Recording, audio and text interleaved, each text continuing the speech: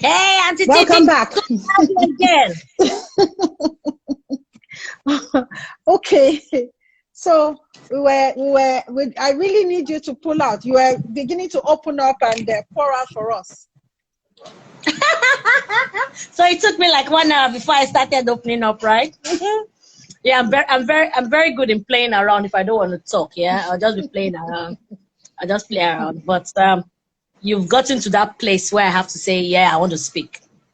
You know. So when the lady called and said she also wanted to have a PhD and how much would she need to settle with, I felt like, is this lady okay? But when I started telling her that until you are ignorant, until you don't know what you're talking about, you graduate with a third class and you think you can have it. And then I had to start explaining to her that, okay, so what did you study? I did business, and I was okay, auntie, very good. But the truth is, you might have to go back to your school. You might have to go and ask who the course advisor is. Let them tell you what you should do with your third class, But why do you want to have a PhD? Exactly. I want to have, because, this everybody now is, doctor. And I said, okay, there are different types of PhD. There are some that they will just give you, that you've done well for your community or your country. So I think that one, maybe it's that one you are talking about. I don't know if they pay for that one, but what have you done for your country? Yeah, which local government chairman even knows you, I played it off, but the fact is that many of us just want to achieve because A is getting it. Man. Many of us just want to get into politics because they don't know that Titi is passionate about it. The reason I got to know about Titi's passionate about her work was when she called me. I was throwing in questions. I was sounding like, look, I'm not interested. But she was explaining to me, and she had to make me know that, look, Helen, this is what it is. We have to let people see. We have to let people. I'm passionate about people knowing. So she's not there for the position. I've had some people call me, Auntie Titi, some people like you, they will call. And they're even, hello, I'm the king of the Lagos State. I'm like, okay, good afternoon, ma. Good afternoon. I want to have a webinar series. I want to have a zone. I'm like, okay, so what's the purpose? It's just such people, all these youths, they just need to open up. And like, open up on what exactly, ma? That's like, so Helen, no, just keep, is Tuesday okay for you? It's not okay for me. All right, take care. Take care. I'm like, you're not passionate. If you want something, you will go for it. I was throwing it questions. I wanted to make you feel like Auntie Womi, right? But the way I was looking forward to 12 o'clock. Why? Because it's your dream to touch people. It's your dream to touch teenagers. It's your dream to make youth understand what is lacking. And that's what most people don't know. They don't have the dream. They don't have the passion. They just want to do. They just want to be able to pay for the next house rent, pay for the next thing, But that's why some people will say outside the country is better. Because ordinary fixing of TV to the wall, mama, $80, $100, $70, depending on the handyman you are calling. And like, when in Nigeria, TV, Wasiu, put it there, I'll give you 3,000. And Wasiu will just nail the wall, and they fix the TV for me. Then I have TV in the sitting room, in the children's room. But then you have to think of it. Can I pay $70 for another room? You have to learn how to do it yourself. Go and buy. You have to do you buy bed. You fix it yourself. Yes. And because there I can never manual there for you. There I can't afford a PA. All the big life that we used to do shakara here, I can't do it. I can't even afford a driver. Who am I? But I can afford a driver. Give the driver 35, and the driver is feeling like shisha. But outside the country, I can't. My driver will even tell me, I've done 12 hours. I can do more than 12 hours. I understand why you say one country is better, the other. Everybody has their own problem. Yes. Then I can't do house girl in Nigeria. You are madam. But for you to get a living nanny in America, at least you'll be paying $1.5 per month. And that living nanny cannot wake up in the middle of the night and you are pushing your children to the living nanny. No, they have their time. Lie. I am. They will let you know that I am a living nanny. I am not a cleaner. I'm nanny to take care of your kids. That doesn't mean you tell me to dust your house. They will show you their contracts with you. They will be reminding you of their contract with you. Yeah, so, but some people don't know that. So you leave Nigeria, you say that Yakpelumi is in America and she's cashing out and she's building here. Yakpelumi is doing living nanny, sweeping, doing everything. But you come, Mushetoni Uniben. I finished from Uniben with first class. So when you get to America, you know that is a different life. Why? Because now follow, you follow, go do. Then That's where you're meant to be? Is that where you're meant to be? My own, I have mentors that told me you can do it and we're here to support you academically. And I remember one of my professors saying to me, you have to be in my office every Mondays and Thursdays. And nothing must stop that Monday and Thursday. And each time I go to our office Monday to Thursday, she's locking me up in one of our other office and I have to write. And she's giving me materials. So I have to write. So I have that grace. So that's when I did more of the teaching. Then the woman has studied me to the point that she knows what someone wrote for me and what person did not write for me. And she'll tell me. She knows your style. And she'll tell me. She knows the style. And she said, this is not your language, Helen. Please don't let me see it again. This is not your language. I will share this. I will shred this now. But if you try this nonsense with me again, I would disgrace you. She will say that to me like, sorry, ma, sorry, ma, sorry, ma.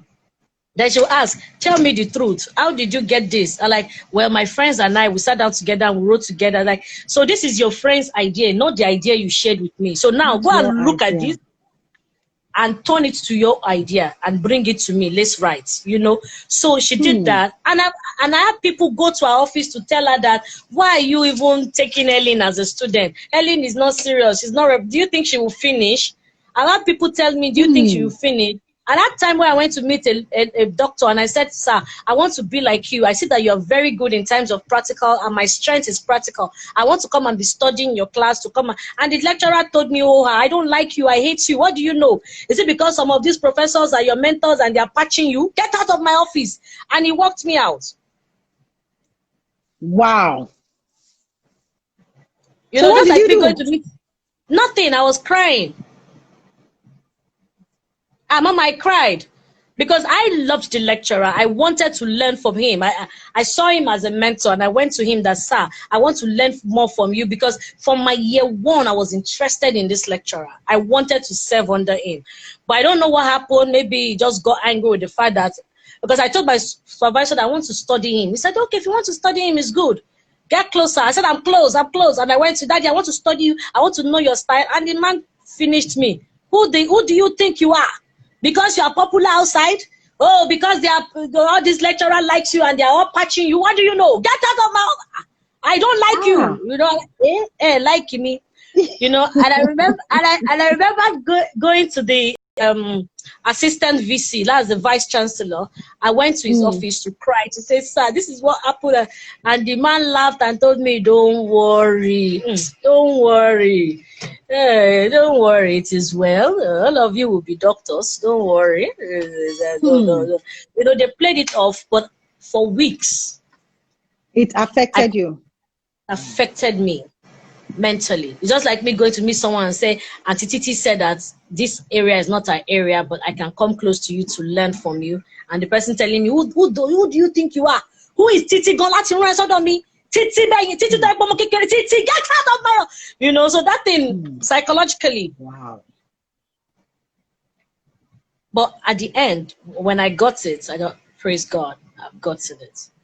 I couldn't even rejoice more because I wasn't expecting things to go that way. I was just humbled, like, okay, this is it. And for my have you had any chance to see him after that period?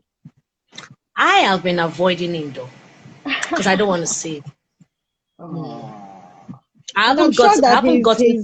He's seeing you and he's seeing what you're about and what you're doing now. You know. I think we still have a long way to go. The position which I'm eyeing is where I want to see him, not now. I haven't achieved anything now. Not now.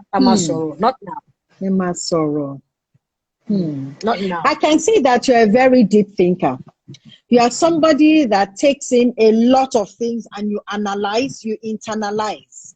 You know, I think it's one of the things that stands you out, and also to let people see that there's substance in it. A lot of times, the side that I'm seeing about you today is such is so profound. This is why I'm saying so. There's this generic perception about comedians, and I think it's not. I don't think it's limited to Nigeria alone. Generally, you look at comedians and think they take life as this. So people who take life as it comes, for somebody who has said, "Oh, it's as if somebody else will look at it and say, "Oh, don't you want to be serious? When it's time for seriousness, you should be serious and leave it at that. And when it's time for play, this is not the time for play." Do you understand? Some people are just serious-minded like that. So it's difficult to look at a comedian and say, you can be this deeply rooted. You can be this driven, you know, to want to achieve so much in life. It's a breath of fresh air, I must tell you. And, you know, it is very refreshing to know, even because you are a woman, you know, I'm not going to say as a woman, because equal opportunities for everybody. You know, we're in a place where, you know, that narrative is changing in our space right now. Okay? But you have really done well for us women folk, especially in the industry of comedy. As much as I know that you have not even done. Some youths or teenagers will say, she's not really saying anything about the industry. I'm not getting division. Why? Because we are used to giving it out as simple as it is, like number one is number one. Now, what I've just done by sharing that little story is to let you know that you will have people on the way tell you you can't do it. You will have people try to discourage you and say, well, you can't do this. But the zeal that you have and the vision you have will keep you running and say, this is what I want to do. I've had people tell me that, Helen, you can't be running once you get to America. You can't, that means you lose all your career here in Nigeria. And I said to them, I reject it. I'm going to do both, and it's going to work out fine. Fine. So when I'm here, I will do the job. And when I'm here, I have to give an extra. And that's what I do. And that's why I admire someone like an Omoli Oboli. She's always juggling the two. She's outside the country now. The next minute she's home. And when she's home, she does the job well. And when she's back home with her family, she's doing the job. Same thing to an Oke Bakassi. In fact, Oke Bakassi has been doing it for years. And I respect that. So if they can do both, why can't I? So that's why most. So if you can do both, why can't I achieve it? I can. So why can't I do school and do work? School, I know that, okay, there are some people that achieve their masters in University of Lagos. They go to work in the morning, and in the evening they are running down to University of Lagos in traffic for lectures. Almost all departments. You can't do that with theater though, because in theater you have to be around. You have to be around. But for other departments, they do it. So you have no excuse to say, my work does not give me space, your work. So your Saturday and Sunday, and Saturday, you know, I have to go for choir rehearsal. And Sunday, I have to serve in church. That's what you've made up your mind. Something has to give. Something has to give. So you have to pick. Yes, you have to sacrifice something. Which one do you want to do? You know, we have some, there was a job I got and I wanted that job badly. And they already gave me contract and everything. And the next thing, they called me back to withdraw the contract, saying that I'm married and I might be getting pregnant and they won't want that character to lose. Oh, wow. Because the character in the next 2 years, they don't want the character to be pregnant. I had to let go of the job. But here I am today. You know, and the day I shared it on stage, the man couldn't talk to me. I said, Baba, you know, you didn't give me that job because he said I'm married and I will get pregnant. So, and they wanted me to say, no, I won't get pregnant because of the career. I thought I will get pregnant. No. I will get pregnant. I will get pregnant. Is that how you write me into the script? Or you just leave me out of the script. Totally. Yes. So, but if you want to eat your cake and have it, sometimes it might not work. Take for instance, for Jara, I'm so blessed and I'm so happy, and that's why I can't fight the company in African Magic. All my pregnancy, throughout the pregnancy period, my children, I was still working. So you have to choose where you want to belong. Where do you can't start 2 masters. Do I want to do this? If I want to do this, marriage is not all bed of roses. So do I really want to stay there? If you want to really stay there, you can make things work. And if you don't want to stay there, you can't take it again. You can also take the decision to say, I can't take this. I don't want again. So it's your decision to say, yes, I want, and no, I don't want. Like Feta Balogun said this morning, said, just tell yourself, yes, you can. And of course you will. Yes. Whatever you want to do. Absolutely. You've juggled very, very difficult times. I remember Lagos Business School. Your children. Yes. I remember Lagos Business School. I was pregnant. And there was a time in the classroom I threw up. Then I couldn't finish with my set. I couldn't finish with my sets. The time I was supposed to finish with my set, I was due to give birth. So I couldn't finish. I cried. As the baby came out, I heard that the graduation was like the second day. I'm like, and my husband said, graduation, you graduate next year. And I remember crying. I told him, graduate next year. Oh, these people are not my set. My set is interesting. My set is sweet. My set is the best. You know? But luckily for me, when I started with the next set, I heard that they didn't do the graduation party. They only took pictures. So they're merging this last set and my own set together for graduation. Wow. I was like, hey! So I remember telling my classmates, your cake and you had it. And I like, thank you. Then I remember for Unilag Masters, when I was entering for the Masters, I just gave birth, and I gave birth through CS for my Masters. So the day the registration was closing, I was not yet healed. I was still having blood on the cuts.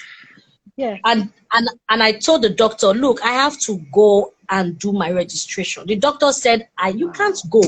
See blood, we're just patching you up. You gave birth just yesterday. You can't go. And my professor said, Helen, should I help you defer? Professor Oyekilome, one of our professors in the creative arts, and said, Helen, I will help you defer. I said, sir, I don't want to defer.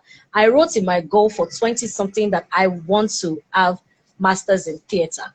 And the man said, Helen, your husband just told me now that doctor said you can't come out. And I remember crying to Dr. Jonathan. I said, Dr. Jonathan, I want to go. This baby, the dream would not be, I want to have my baby and then I start my master's. Wow. And Dr. Jonathan said, okay, that is going to get his driver and get someone to follow me. And they had to follow me, patch me, carry me to University of Lagos. When I got to University of Lagos, when I got down from the car, blood all over my outfits. And my professor saw me and the man said, Helen, let's defer this. I said, sir, I'm strong. It's just this blood that is being naughty. Sir, I can do it. I can do it, sir. Professor, and he's always saying that, Helen, I don't know why I admire your strength. And the woman that was doing the registration saw me and just told me, oh yeah, I've seen you. Don't worry. Just sign this paper. And I said, yeah, go. Then they took me back to the hospital, cleaned me up again, treated me. And the following week, I was strong. And the following week, lecture started. And I was in class, you know. And I remember another one that Oyekawenu had to send me back when I went for the women's conference in Abuja. I was big. And the late, the former first lady had to tell them, tell her make they go. What do you want come pass? I don't know say don't belay like this. Tell her make you go. So it's because I believe I can do it. And I'm able to do it. So when you believe, you made the way, because you believed. You know, when you believe you can do it, you can do it. You can. We have many people that are fantastic writers. We have many people that are brilliant, better than some of these your doctors and your professors. But because they don't have the belief that they can get to that level, so you won't get there. So those are the words on the marble that I want to take from you, Dr. Helen Paul. And I say that with every sense of pride. You have really someone is asking, tell them about Lautech. We have to travel every weekend to Lautech. Yes, now. Sometimes they will tell us it's compulsory for us to make it to school back to back. And we have to go every weekend. Fridays, I'm out of Lagos to Laspotech to come back on Sundays. Were you pregnant during that period? No, I wasn't. But the fact that I had to, always from Lagos to Ogbomoso every time. Every time. Wow. You have Sometimes really weathered the storm. You're on that serious road where there's traffic, all the bend, for hours, for hours. And sometimes you know that you have test for 2 and you're on that traffic road for 9 or 10, and you know this thing, that you run down from the bus. You even have one of your forward. mates. One of your mates is here. I happen to be one of your mates. Another person says I was your mate. Yes. It's a lie. Please don't tell them I play a lot in class, so I'm always looking for trouble. We are so blessed and honored. And I remember in Ogbomoso, I will never pay for food. I'll never pay for food. I'll just go and meet them I'll go and meet people eating under the canopy or the canteen. I'll tell them to buy me food. And they say, you're a star. This food, let's eat.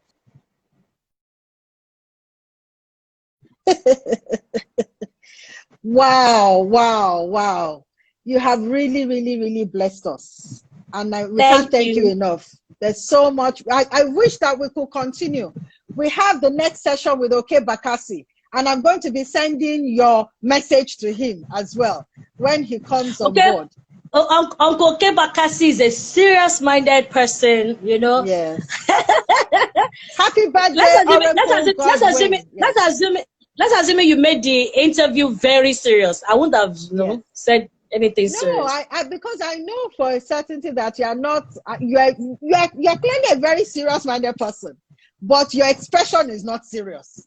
So you make it look as if all the things that you have achieved, you did it in an unserious way. But you see, Anila Tiyara one brain. Okay, your character is very easy and laissez-faire, but you are somebody on a mission. You have a purpose and you are driving it. And that's what we admire. That's what I admire so much about you right now. And I'm taking a learning from it, that you don't have to appear so serious at some times for you to be able to achieve the serious things. The serious ones are even the ones that fall into trap easily. How do you mean? All right. The serious ones, I would like my character. I don't like getting so serious when speaking about it. But the serious ones, once they're in love, they want to give their all. The unserious ones, once we're in love, we're unserious, we're still laughing, but we're seeing it.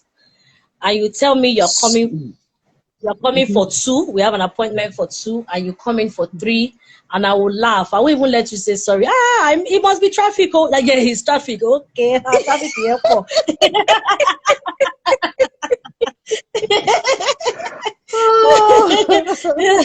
So I give you that space to say, okay, that's so nice. So let's get to the meeting. Oh, thank you. Then I've discovered that, okay, you're not even good at saying sorry, even when you think the person doesn't know. So instead of you to still take time to explain, okay, it's fine, no problem. Then the next time you repeat it, and I'm like, that road, I'm sure is very bad. But I knew you'd be a bit late. Sense. I'm studying you, but we're playing. I'm studying, we're playing. We're friends. You invite me for your birthday.